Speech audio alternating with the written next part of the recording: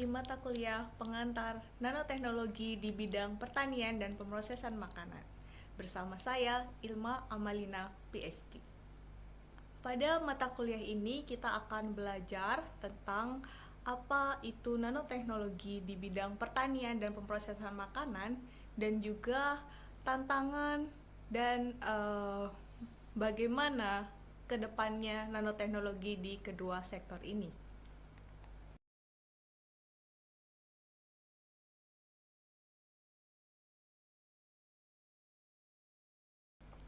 Nah, pada 6 episode mendatang kita akan belajar selain tentang tantangan yang akan kita hadapi pada aplikasi nanoteknologi di bidang pertanian dan pemrosesan makanan, kita juga akan belajar tentang nanomaterial apa saja yang ada di bidang pertanian dan pemrosesan makanan. Kemudian bagaimana tentang aplikasi nanoteknologi di bidang pertanian seperti pupuk, kemudian fertilizer, dan juga bagaimana kita mendeteksi penyakit yang ada pada tanaman pertanian dengan nanoteknologi. Selanjutnya kita akan juga belajar tentang nanoteknologi di mana aplikasinya digunakan di pemrosesan makanan seperti pada pengemasan makanan dan juga enkapsulasi, dan bagaimana kita bisa membuat artificial food. Pada zaman dahulu kala, nanoteknologi telah banyak digunakan. Hanya saja kita tidak sadar bahwa yang kita aplikasikan itu adalah sebuah nanoteknologi. Contohnya, ketika pada 2000 tahun yang lalu, nanoteknologi sudah diaplikasikan untuk mewarnai rambut.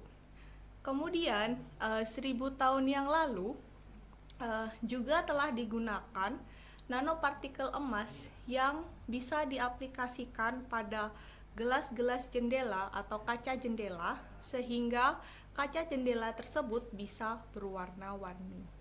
Hingga pada tahun 1959, seorang fisikawan atau ilmuwan bernama Richard Feynman yang berkata bahwa there is plenty room at the bottom pada sebuah conference, yang dia menyebutkan bahwa apabila struktur atom bersatu menjadi sebuah robust molekul gitu ya, itu akan bisa dapat direkayasa dan diaplikasikan di berbagai bidang, sehingga muncullah sebuah term tentang nanoteknologi pada tahun 1974 oleh Taniguchi, yang pertama kali mencanangkan kata nanoteknologi, dan sejak saat itu telah banyak berkembang tentang nanoteknologi.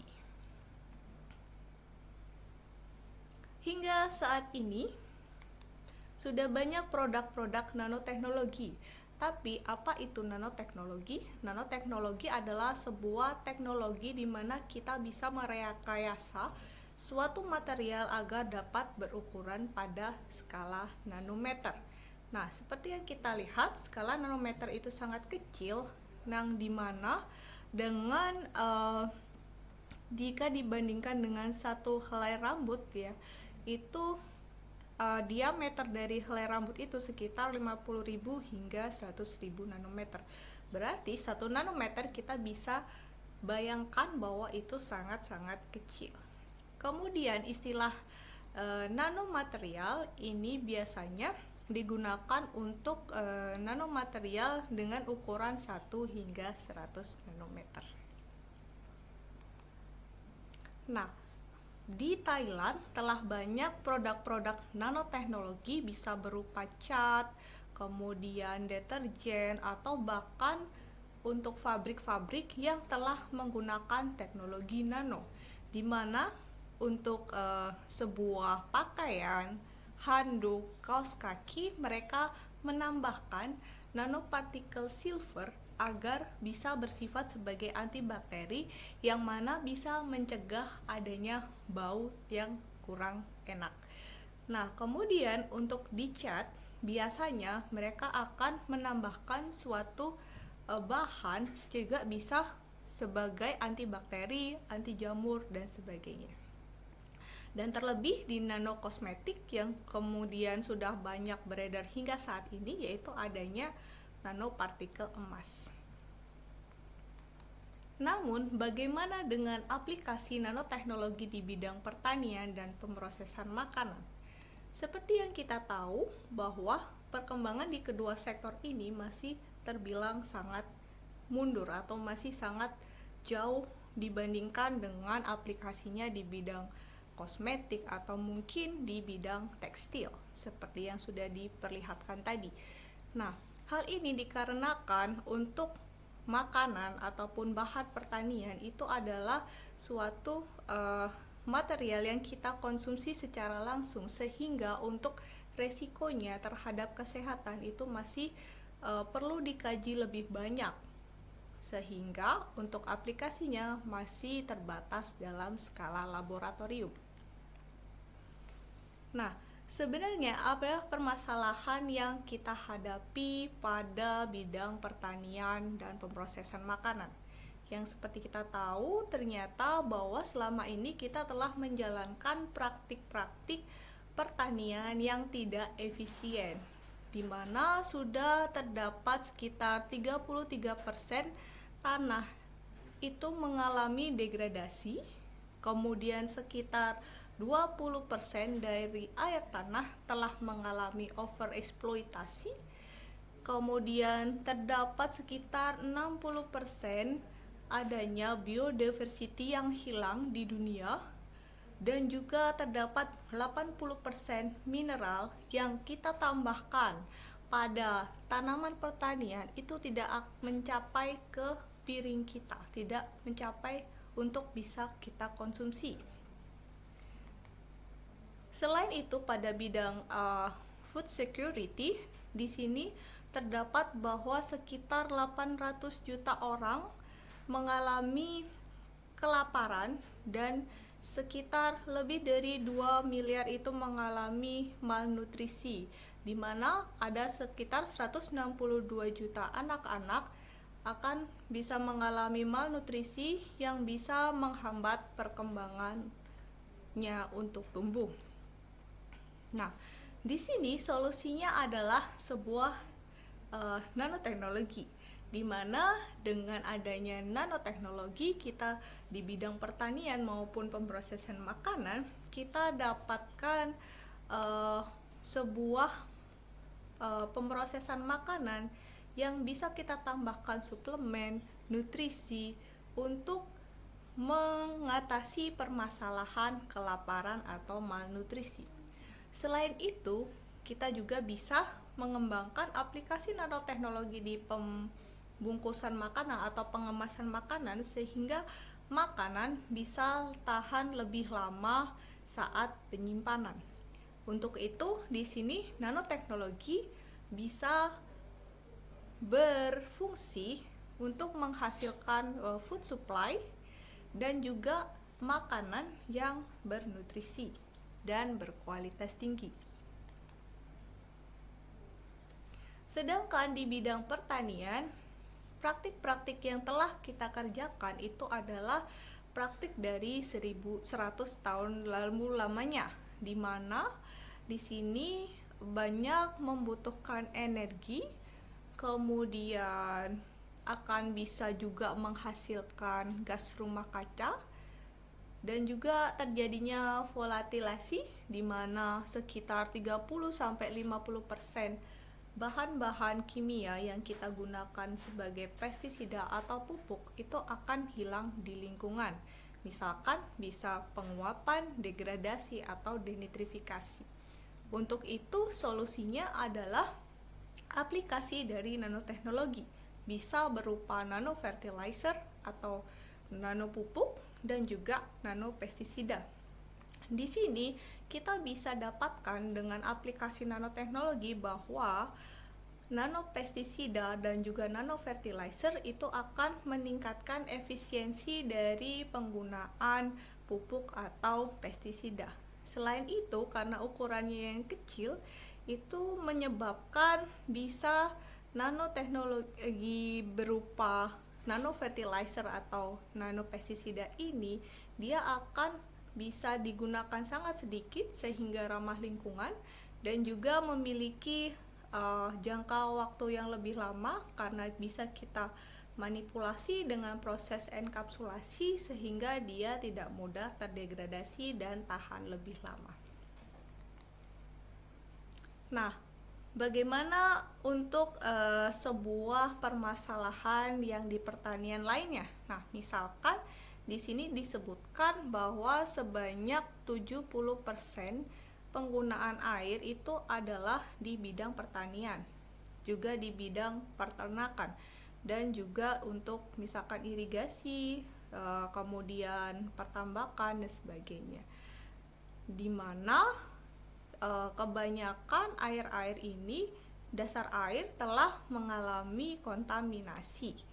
Misalkan karena ada kontaminan dari pestisida atau bahkan juga dari pupuk. Nah, nanoteknologi bisa digunakan untuk meremediasi air tanah dengan cara misalkan dengan sebuah nanopartikel yang bisa mencegah adanya kontaminan dari mikroorganisme. Dan kita juga bisa membuat nanokotik di mana bisa mengabsorb atau menyerap adanya logam-logam berat yang menjadi kontaminan di air. Bahkan kita juga bisa membentuk nanokomposit sebagai membran untuk penyaring air. Nah, di sini kita lihat bahwa nanoteknologi tidak hanya bisa untuk menambahkan nutrisi ke dalam makanan, dan juga ternyata bisa juga untuk mereduksi adanya konten-konten dari makanan atau komposisi makanan seperti garam atau juga lemak. Dan juga kita bisa memanipulasi nano atau struktur dari makanan sehingga kita bisa melihat tekstur makanan seperti apa, bisa menambahkan rasa yang pahit misalkan itu menjadi tidak pahit dan sebagainya. Nah, kemudian di sini juga nanoteknologi berperan untuk bisa mencegah adanya kontaminan misalkan di pengemasan makanan, misalkan sebagai tadi remediasi air. Kita juga bisa menyebut nanosensor di mana bisa digunakan untuk memonitor atau mengkontrol bagaimana keadaan tanah, bagaimana keadaan tanaman, apakah kelembapannya kurang dan sebagainya. Dan juga kita bisa melihat keamanan dari sebuah makanan di mana kita bisa menambahkan antimikroorganisme yang bisa digabungkan pada pengemasan makanan. Nah, jadi di sini kita tahu bahwa nanomaterial bisa menyediakan atau memfasilitasi adanya makanan yang lebih aman dan juga mendukung praktik-praktik pada pertanian. Yang nantinya di sini kita akan mengurangi adanya limbah-limbah dari makanan, karena seperti yang kita tahu bahwa ternyata 30% limbah makanan itu terdapat di dunia.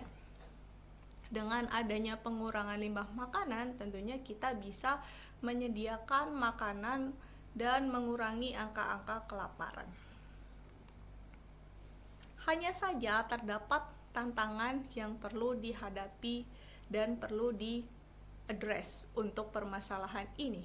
Yang pertama adalah tentang bagaimana pengaruh dari nanomaterial atau aplikasi nanoteknologi ini pada lingkungan dan juga kesehatan. Yang kedua, ketika kita menambahkan nanomaterial ke dalam sebuah buah makanan, kita perlu menyebutkan komposisi dari nanomaterial apa saja yang kita tambahkan. Kemudian kita juga harus menyediakan sebuah risk assessment dan risk management untuk mengurangi adanya resiko-resiko yang mungkin terjadi terhadap kesehatan dan juga kontaminasi terhadap lingkungan, di mana ini kita bisa mencegah adanya potensial bahaya yang bisa terjadi. Kemudian kita juga harus melihat bahwa apakah peran nanoteknologi ini akan memberikan dampak positif terhadap komunitas secara global atau hanya sebagian dari kelompok saja. Selanjutnya itu adalah public acceptance, di mana secara umum ketika ada teknologi baru tentunya akan menimbulkan pro dan kontra di masyarakat, sehingga kita harus memberikan wawasan bahwa nanoteknologi di bidang pertanian dan aplikasi makanan yang kita ciptakan itu aman terhadap kesehatan dan lingkungan. Yang terakhir adalah bagaimana kita bisa menetapkan regulasi pada aplikasi nanoteknologi di bidang pertanian dan pemrosesan makanan, sehingga produk-produk nanomaterial ini dia aman untuk digunakan dan tidak mencemari lingkungan, baik juga kesehatan. Terima kasih telah mendengarkan di episode pertama ini. Sampai bertemu di episode kedua.